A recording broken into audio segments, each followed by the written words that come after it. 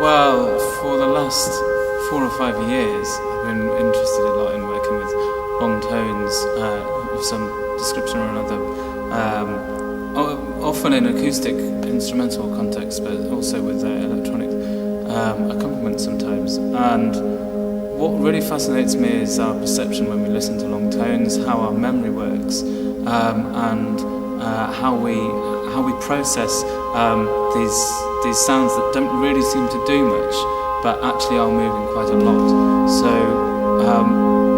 that's where I'm coming from, really. And I've always wanted to do something over a particularly long duration, involving instrumentalists of some kind.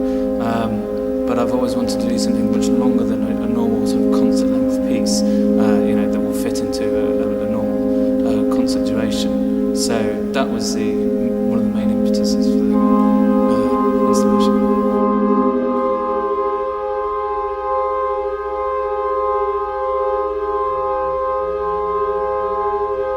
Basically, you have a major third played on the organ for 4 hours, and alongside that there are 12 different ensembles, 11 of which are quartets, and then there's 2 pianos. And what happens is that the 12 different ensembles play for 20 minutes at a time, and they play tones that are just slightly microtonally out from what the organ is playing. So sometimes the ensembles will be glissandoing across the organ tones, sometimes they'll just be holding sustain notes which are just slightly sharper or flatter than the organ major third.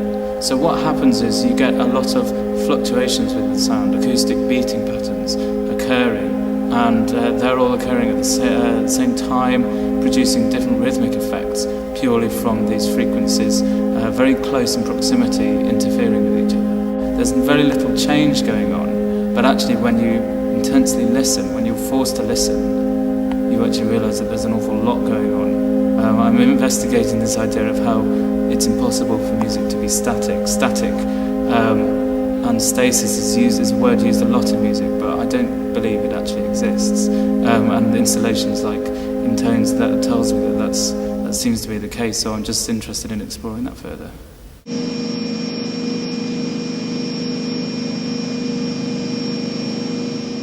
Basically, I was asked to do a radio piece for a concert in tones, and so I never really worked in this way before. Up until date, I've either worked on studio pieces or acoustic pieces, or a bit of both, live electronics, but I've never done any installation work, so it was quite an exciting project to take on. Thinking, like, when I was first asked to write a piece for radio, I was really worried about what I was going to do, just because I didn't know how I could apply what I've done already to a radio piece. So I just kind of sat down and thought about it for a while, and then I just kind of came up with this idea to have a bunch of radios, circuit bend some, tune them to different frequencies, to get like kind of beating effects and stuff like that. And I love that. It's so different from my other music, but I really just love the sound that it produces and how it's so random and it can change so much over time if you just let it run. And depending on the place as well, or if you've got mobile phones around, it's changing all the time. And I love that aspect of it, that I don't have to be in control. I can let it be in control and just sit back and relax. My extravagant idea, which I'm hoping to realise this year, is to build a radio robot over 8 foot tall, made of vintage radios. So, and also it'll be expanded a lot, as in I'll be circuit bending a lot more radios. There'll be circuit boards on display in the actual robot where you can go and touch them and ring modulate the sound, and it'll be very interactive. So that's the big plan for 2010.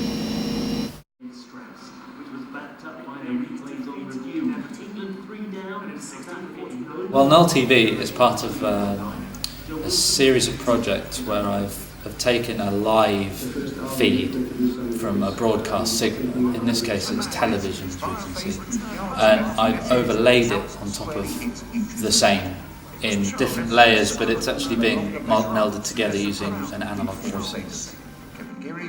I wanted to work with television. I remember last year sitting in St Paul's Hall on the other part of campus, and sitting in the high seating looking down at the stage thinking, that'd be awesome if you had like four televisions in a square down there and you were kind of watching them from way up here. I ended up scaling it back, but that's where the original idea to work with television was, or at least television as an object, as opposed to television as a signal. Later on, I started working with radio, with some audio pieces. So this is a kind of extension, a continuation of that, using a live feed, but in this case, using multiple live feeds. I have a clear idea of where this is going next. I've turned this one null TV analog because it's purely analog. There's no digital processing involved in this at all.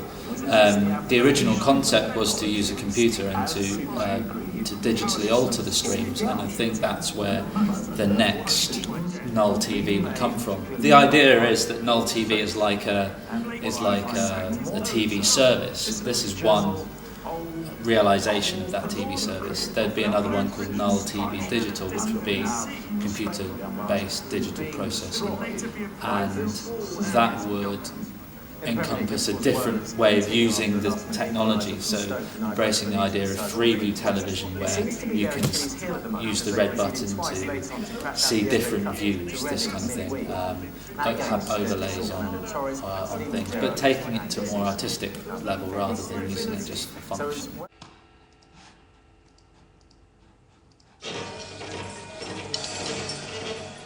My name's Richard Warp. I'm the composer of the piece Music for Online Performer. My name is Tim Mullen, and I'm the co-creator with Richard Warp of the Music for Online Performer installation. As a neuroscientist, one of my avenues of research involves developing brain-computer interfaces, or BCIs.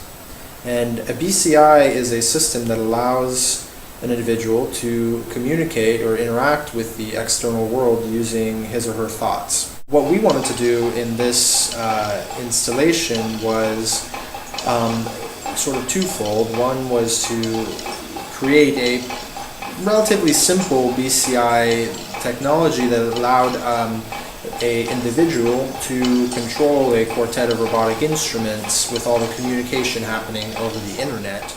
I mapped the 4 frequency bands that Tim was giving me and streaming over the web to 4 different instruments actuated by servos, which were powered by an Arduino interface.